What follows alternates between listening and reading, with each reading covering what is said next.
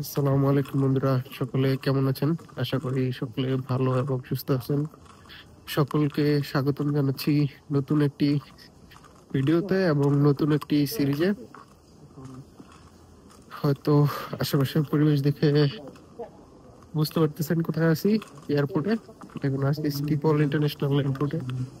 এখান থেকে আজকে ফ্লাই করব পর্তুগালের উদ্দেশ্যে এবং নতুন একটি জার্নি শুরু করা হচ্ছে। পর্তুগালে আছি ঘোরার জন্য। কি কি করি, কি আসে বিষয়, কোন কোন শহরে যাই, সবকিছু আপনাদের সাথে শেয়ার করব। সাথেই থাকো।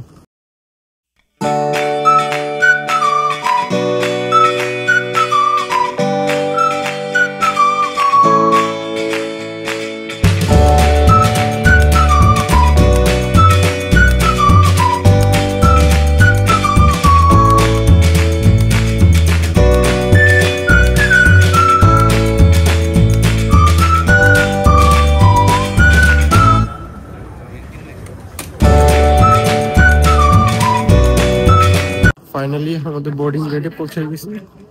আমার হাতে অলমোস্ট 1 আওয়ার সময় আছে। সো 1 আওয়ার সময় এখানে কাটাই দিতে হবে। প্রচুর ভিড়। আই থিঙ্ক ফ্লাইট ফুল হবে, যেটা আশা করে আসছিলাম যে ফ্লাইটের মধ্যে হয়তো 3টা রো, একটা রো পুরোটাই খালি পেয়ে যাব, শুয়ে শুয়ে চলে যাবো। মনে হচ্ছে না হবে আর।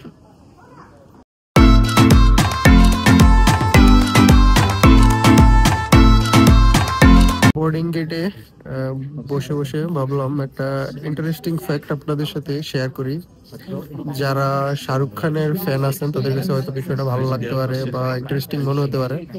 সেটা হচ্ছে শাহরুখ খানের অনেক ফেমাস একটা মুভি কিন্তু এই স্কিপো এয়ারপোর্টে, যেখানে আমি এখন আছি, সেখানে শুট হয়েছিল। ছবিটার নাম ছিল জব হ্যারি মিট সেজেল। আমি ছবিটা দেখছিলাম যখন আমি বাংলাদেশে ছিলাম। তখন আমি ছবি দেখে ভাবতাম, ইস কত সুন্দর জায়গা, ওই জায়গায় যদি যাইতে পারতাম। বাট আলহামদুলিল্লাহ আজকে ওইসব জায়গাগুলো, ইউরোপের বিভিন্ন জায়গাগুলো ঘুরে দেখতে পারতেছি। আল্লাহর কাছে শুক্রিয়া। জিনিসটা এরকম ছিল যে জব হ্যারি মিট সেজেল মুভির ফার্স্টের কিছু অংশ, একটা ভালো পরিমাণ অংশই অ্যামস্টারডামে কিন্তু শুট করা হয়েছে। যারা শাহরুখ খানের ফ্যান আছেন, যদি মুভিটা দেখে থাকেন তাহলে বুঝতে পারতেছেন হয়তো। এখন অলমোস্ট ভোরবেলা, আর আমরা অলরেডি সিকিউরিটি পাস করে ফেলছি। সিকিউরিটি শেষ করে বোর্ডিং গেটে চলে আসছি। আদারওয়াইজ আপনাদের সাথে যেই বাহিরের দৃশ্যগুলো, যেখানে মুভিটা শুট হয়েছিল, ওই জায়গাগুলো দেখাইতে পারতাম।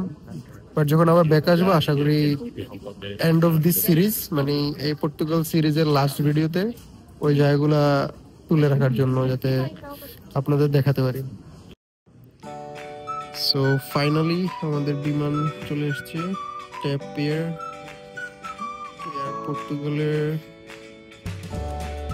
Carlos Paredes. এটা হচ্ছে, বিমানটি হচ্ছে Airbus A320neo narrow body aircraft. Most of the airlines, কি বলে, budget airlines in Europe airlines গুলা ম্যাক্সিমাম ক্ষেত্রেই শর্ট হল ফ্লাইটের জন্য এয়ারবাস A320neo ইউজ করে, কারণ এটা ফুয়েল এফিসিয়েন্সি অনেক ভালো। সো ভিতরের কি অবস্থা একটু পরেই বোর্ডিং করার পরে দেখাবো, অ্যান্ড ফ্লাইটের এক্সপিরিয়েন্স আপনাদের সাথে শেয়ার করব। ফাইনালি বন্ধুরা, আমাদের বোর্ডিং স্টার্ট হয়ে গেছে। ফার্স্টে প্রিমিয়াম ফাও টাকা দেয় না মানুষ আগে উঠবে, তারপরে আমরা উঠবো। আজকে ফ্লাইটে একটা জিনিস লক্ষ্য করতেছি, মোস্ট অফ দ্য ফ্লাইটের মধ্যে, কি বলবো, পুরো ফ্লাইটের মধ্যে সব বয়স্ক লোকরা ভর্তি। যত ডাচ মানুষ আছে এবং যেগুলা বয়স্ক কাপল আছে, সবাই already early in the morning যাওয়ার জন্য রেডি হয়ে যেতেছে। কিছু কিছু পাবলিক লোকের সাথে, কো প্যাসেঞ্জারদের সাথে কথা বললাম, ওরা সকলেই যাচ্ছে ক্যানারি আইল্যান্ডে। সো তাদের লিসবন থেকে ট্রান্সফার আছে, এরকম আর কি বিষয়টা। সো ফাইনালি প্লেনে বোর্ড করতেছি। বোর্ড একটা ইন্টারেস্টিং বিষয়, ওরা আমাদের ফার্স্টে যে ট্যাপিয়ারের তারা বোর্ডিং পাস ইস্যু করে দিয়েছিল। আমার সিট নাম্বার ছিল 29D। বাট যখন আমি বোর্ডিং পয়েন্টে আসলাম, আসার পরে যে এয়ারলাইন্সের এয়ার হোস্টেস ছিল আয়শা আমারে বলতেছে যে আমাদের সিট আবার চেঞ্জ করে দিছে, এখন নতুন বোর্ডিং পাস দিছে এন্ড নতুন C5D, দ্যাট মিন্স প্লেনের একদম ফ্রন্টে থাকবো। দেখি কি অবস্থা, আপগ্রেড পাইলাম কিনা আল্লাহ জানে,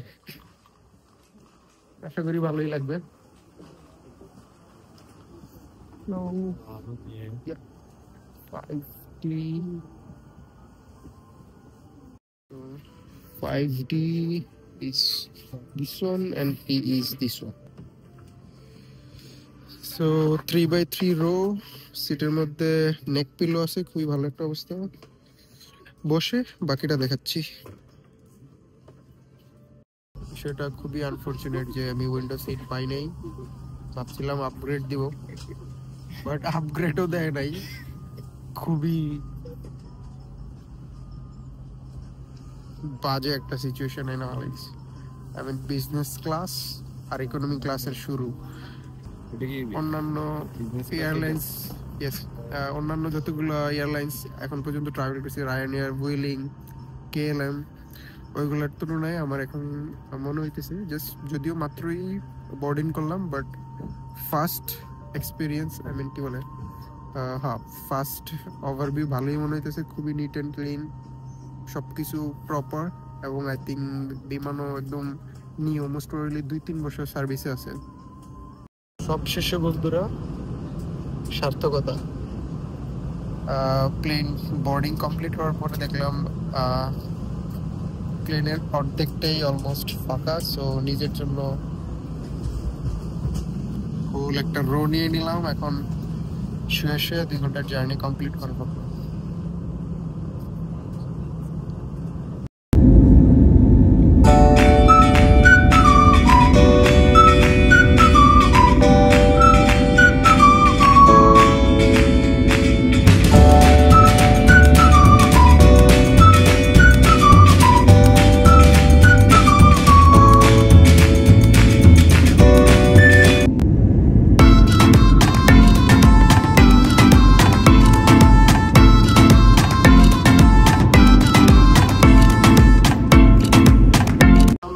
পর্তুগাল, সকলকে পর্তুগালে স্বাগতম।